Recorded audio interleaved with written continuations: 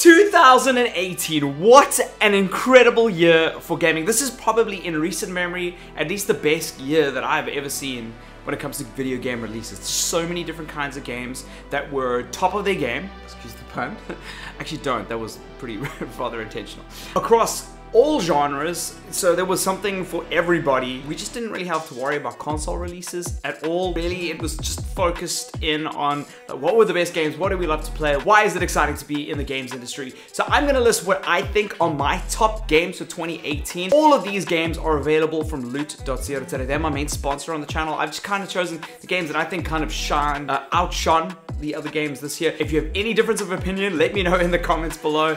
I really want to hear and engage with you guys on this because I know there were a lot of games that I may have missed, and there are probably a lot of titles that I just never had time to play. So let me know what you think down below, and I'll include Loot's link in the description. And here we go, in no particular order. Far Cry continues to smash it with Far Cry 5. I mean, I can't believe this game came out this year, but to be honest, I was slightly tentative when I saw some of the trailers. I wasn't sure about the location being in the United States, but they nailed it.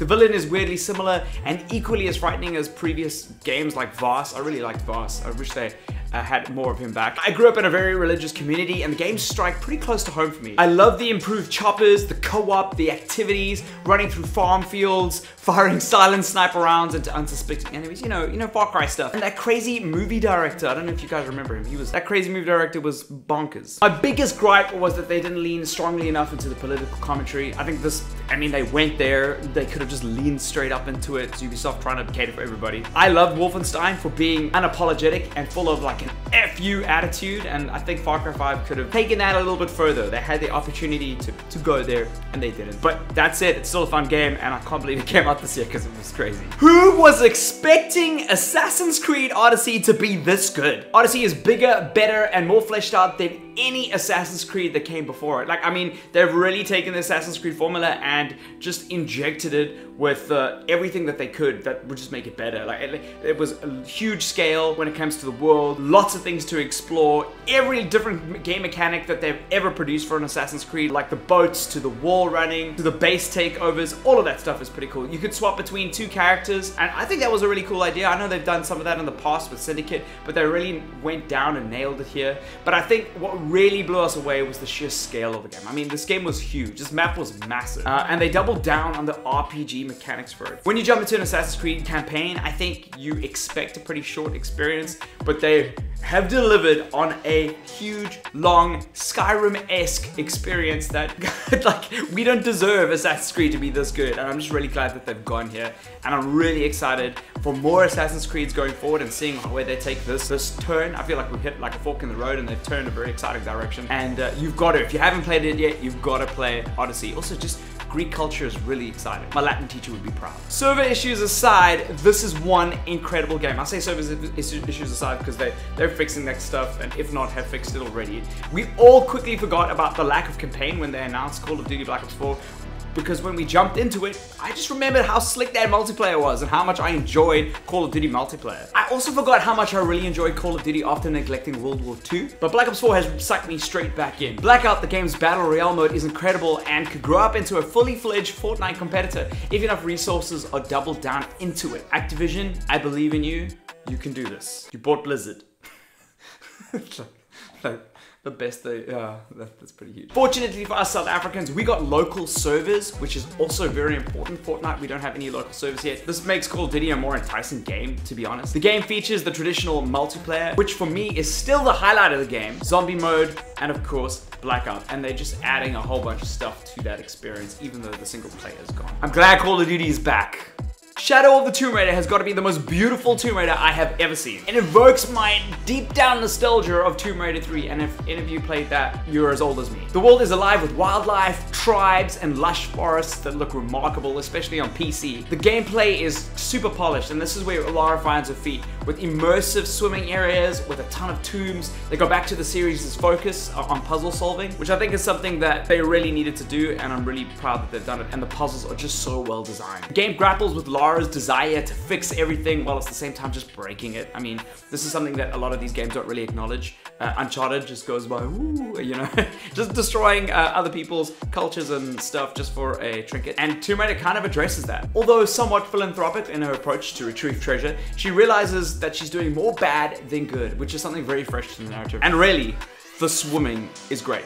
I'm so excited that we got it now and summer's coming. And if swimming is Lara's most prized form of transport, I mean, for me, that's amazing. Web slinging is Peter Parker's, and it's something very special to behold. Never before have I played a game that relied so heavily on a mechanic that made the entire experience a pleasure to play.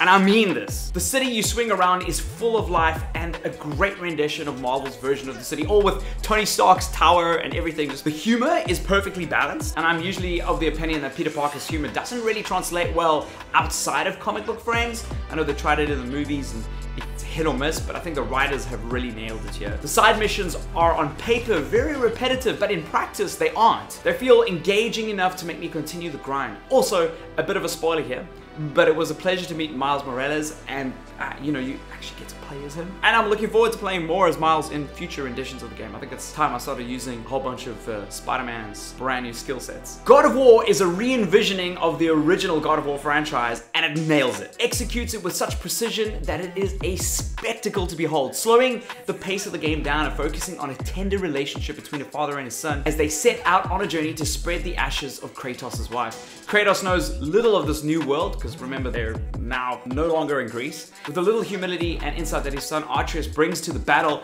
they go through emotional ups and downs that quickly become the highlight of the game.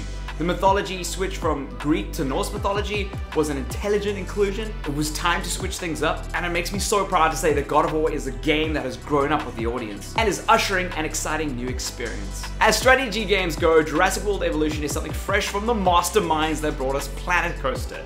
It's better now that the DLC has been released than when it was at launch, but still dinosaur fantasy fulfilling. Build the ultimate Jurassic World, breed uninvented dinosaur species, and wreak chaos in your park.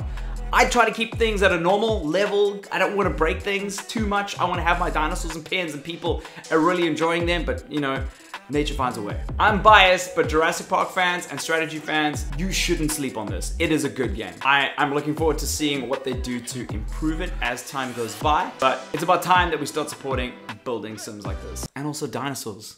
Hitman 2 is a spectacular sandbox game that I can't wait to play more of. They haven't changed it too much from the original Hitman reboot, but they understand the ingredients that make the game the huge amount of fun that it is. Fresh new levels, plenty of murder varieties, and quirky outcomes.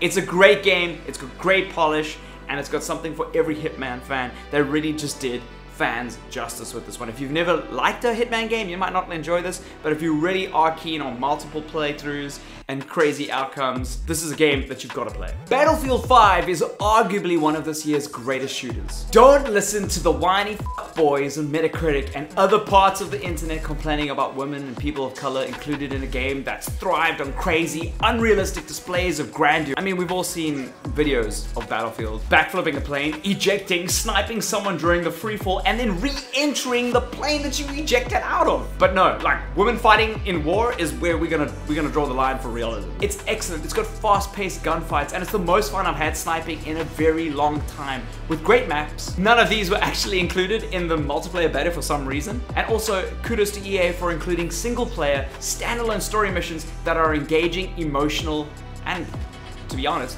brave in this gaming climate. I'm really hoping for more of those as the game progresses, and I really want to play a lot of those experiences. I had a huge amount of fun playing Overcooked 2 this year. It was a wild co-op experience. With 4 players, it's so much better. The confusion really ignites the energy in the room and can get everyone in the family playing games together. I mean, I can imagine my mom playing this game, which is something I can't say for other titles that were released this year.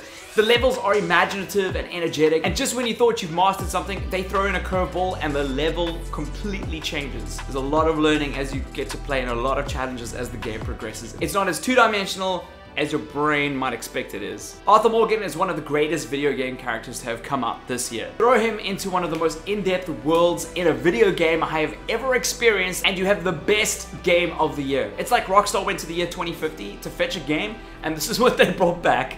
Random encounters that flesh out the story quest in unexpected ways, a heart-touching story that you can make your own and play as you like, hidden treasures that are littered all over the place. It's a game that will have you telling your friends campfire stories and your family over the Christmas dinner table of all the adventures that you went on, and investigating rumors of events that occurred in the loneliest parts of the mountains, all while playing one of the best stories in a game that I have ever seen. Well done, Rockstar, you have outdone yourselves. There have been a bunch of other games that have come out this year that have also kind of deserved to be on a mention list, so I've got some notable titles that I want to say. Just Cause 4, The Crew 2, FIFA 19, Forza Horizon 4, Soul Calibur 6, Spyro Reignited Trilogy, and the Crash Bandicoot Insane Trilogy, Super Smash Bros. Ultimate, Destiny 2, and Monster Hunter World. Some of those games I haven't actually played, but I've heard they're really good, and a lot of friends are swearing by them. And can you believe that those all came out this year in 2018? Can you believe it? Like, that just blows my mind. This has been such a good year when it comes to video games. Again, thank you guys for watching. All of those games are available at loot.center. I've included a link in the description. Go check it out. Please use that link if you can. That is an affiliate link. I don't make any money off that link because they already sponsor the channel, but they do track what's happening through that link. It really means a lot to me. And if you guys are thinking about getting Christmas presents for you and your family, it really helps my channel a lot if you support my sponsors. Again, if you do support my sponsors, we do Squad Damage every single Friday on my Twitch channel, www.twitch.tv/GodHinds, and you can come play with us. Right now, I'm on a break until January. We're not going to be playing until Jan, but when I get back, we're going to hit it hard. It's going to be a lot of fun. Thank you guys so much for watching. I'll see you guys in another video. High five a stranger. Cheers.